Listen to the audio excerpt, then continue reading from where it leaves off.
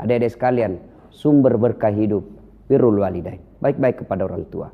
Sayang seribu sayang, kita ini hormat sama dosen, hormat sama rektor, hormat sama kita punya atasan, tapi kurang ajar sama orang tua. Parah lagi cewek, hormat sama cowoknya, sama orang tuanya kurang ajar. Ada masalahnya konsultasi sama cowoknya. Ibunya kasih tahu, dia bilang, tahu apa bu? Ibu kan tamatan SD. Hah, sekali cowok, terserah abang aja deh. Saya ngikut aja apa kata abang, pret, dongo, beleng-beleng. Sama cowoknya sopan betul, sama mamanya kurang ajar.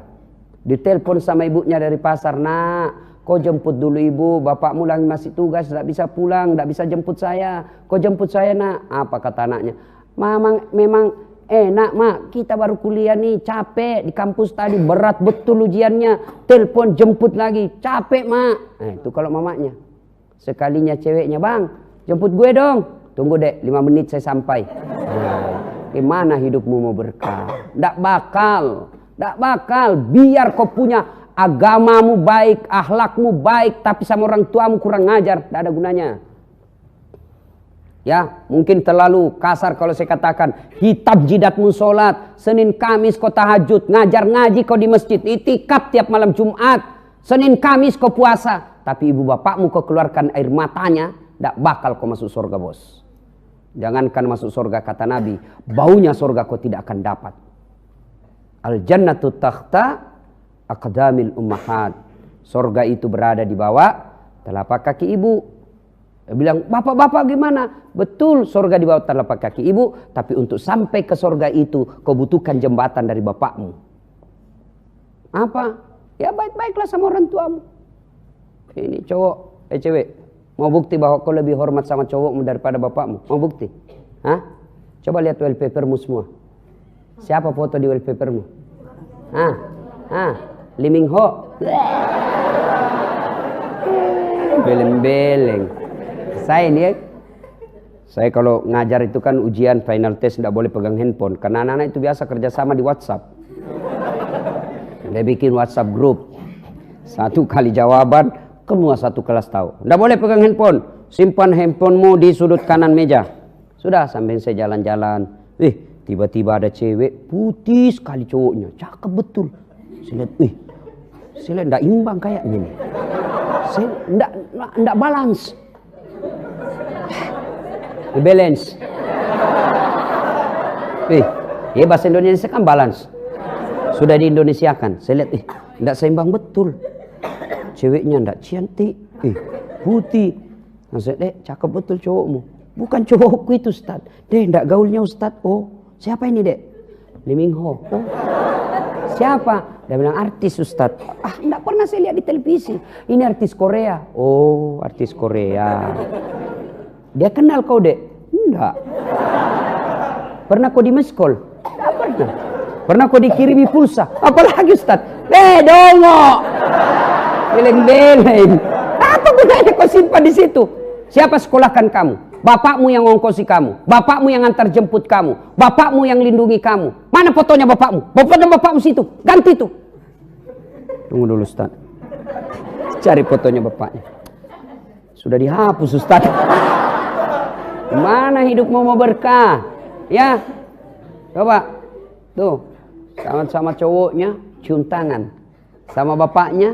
Cewek, kau cium tangannya bapakmu kalau di sekolah, kuliah, cium. Nggak, cium tangan itu pegang 2, gini. Itu namanya cium tangan. Kamu pergi sekolah. Sliding namanya itu. Ya, kalian juga cowok, ya, muliakan orang tua. Ya, orang tua aku tidak sholat Ustaz. Orang tua aku tukang judi, pengedar. Tidak ada urusan dengan sifatnya orang tuamu. Urusanmu bakti sama orang tua. Kalau begitu, mestinya Ibrahim tidak usah taat sama orang tuanya, lawan aja orang tuanya. Tapi sejarah membuktikan tidak kan? Ketika Ibrahim alaihissalam mau ribut sama bapaknya, ditegur sama Allah. Ibrahim, sadar kau. Tapi dia nyembah berhala.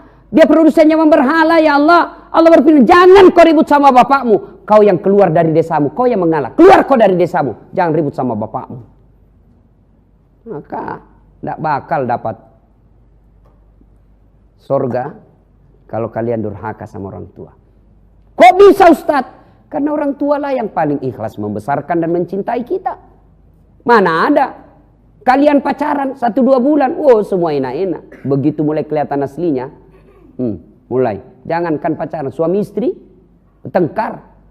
Maka bapak-bapak juga yang punya istri di sini, ya, kalau mau hidup bahagia, muliakan orang tua. Ibu-ibu yang punya suami mau bahagia, muliakan orang tua, termasuk mertua. Adik-adik biasakan operasionalnya ini, praktikumnya.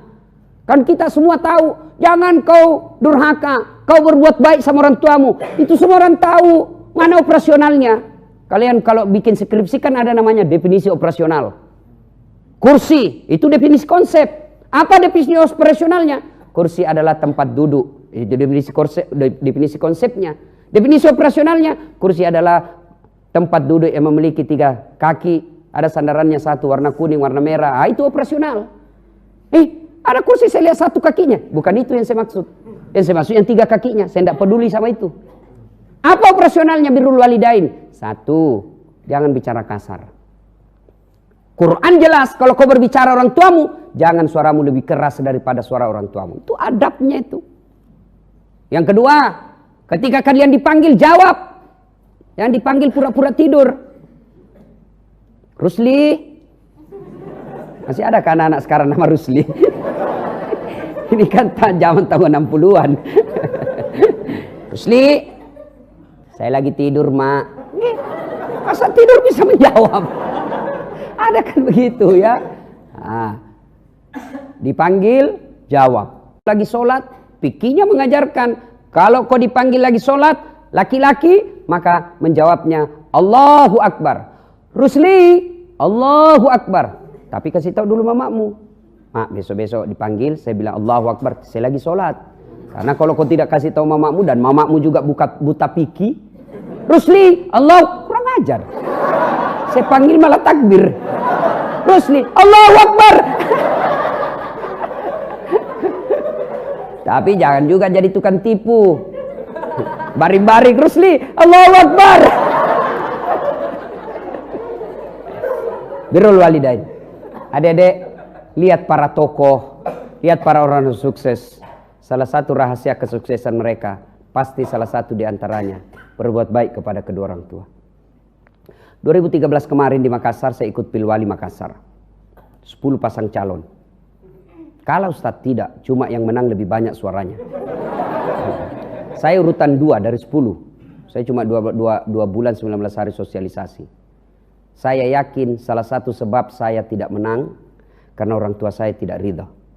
Waktu begitu PKS dan beberapa partai minta sama saya bilang tunggu dulu, saya belum iyakan sebelum saya konsultasi sama ibu saya.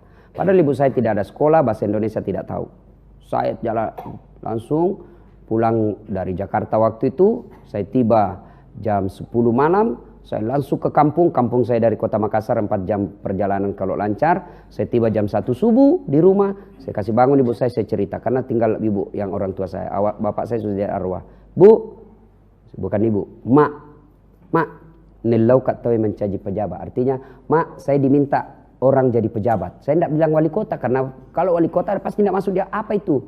Dia pikir, tidak ngerti kalau wali kota, saya bilang saja pejabat. Langsung dia bilang apa? Jangan nak, nanti kau di penjara.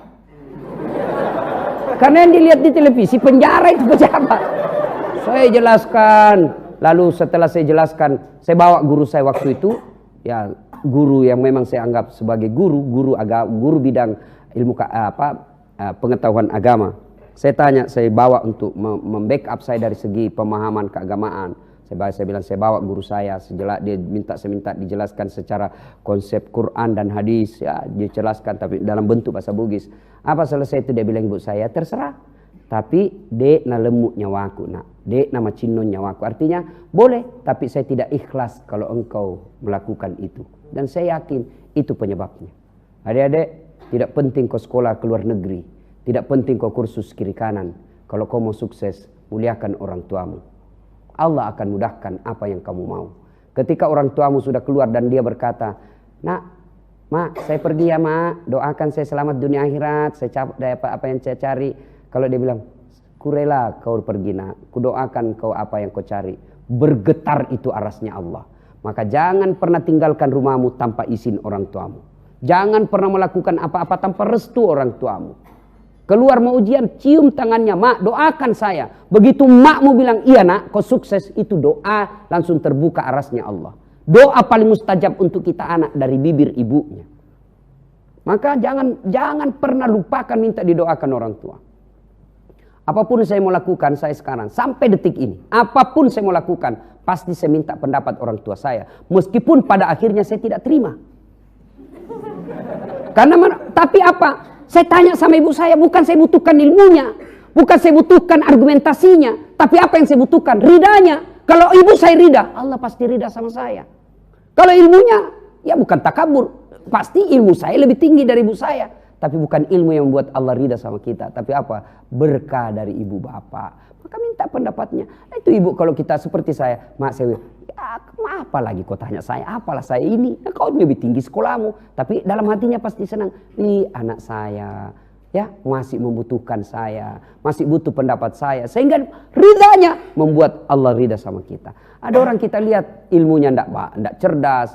Tapi kok hidupnya mulus-mulus aja. Hidupnya rasanya apa yang dia mau semua dikasih Allah. Salah satu kuncinya adalah birrul walidain. Berbuat baik kepada kedua orang tua. Ibu bapak saudara-saudara sekalian, adik-adik sekalian, inilah dua hal coba Anda pelihara dengan sebaik-baiknya.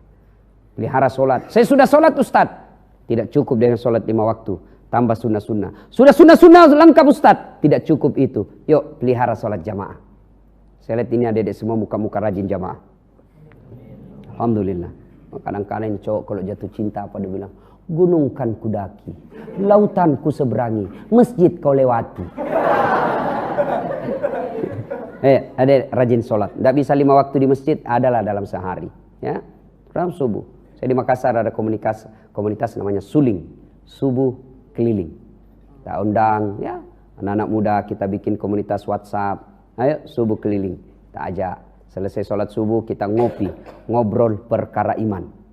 Nah, sudah itu kita lanjut dengan olahraga, apakah jogging, apakah berenang, ya. Nah, itu semua kita bisa dapat. Alhamdulillah, mulai dari muda, mulai dari kecil, pelihara sholat jamaah di masjid.